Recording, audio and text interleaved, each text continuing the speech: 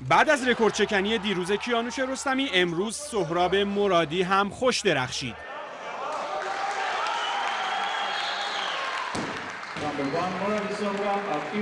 سهراب بعد از دوری 2-3 ساله از میادین ملی و بین المللی بازگشتی طلایی داشت و در مجموع 1 ضرب و 2 ضرب با مهار وزنه 400 کیلویی قهرمان شد.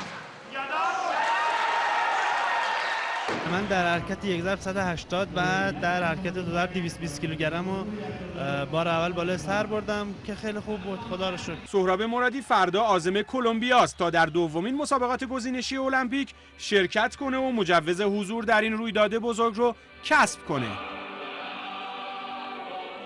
در همین وزن یعنی 94 کیلوگرم علی هاشمی دیگر شرکت کننده ایرانی در مجموع وزنه 385 کیلویی رو ثبت کرد و نایب قهرمان شد. بعد از اون الکساندر ایوانوف روس سوم شد.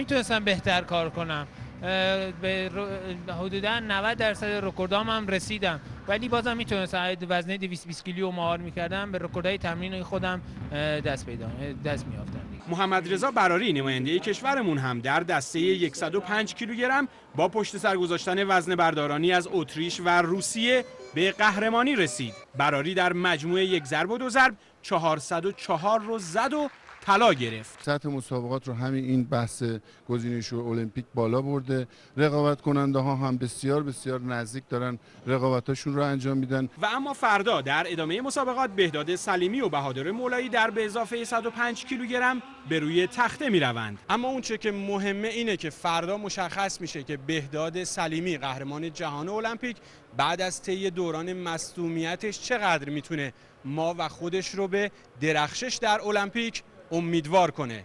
غلامرضا منگلی، خبرنگار خبرگزاری صدا و سیما.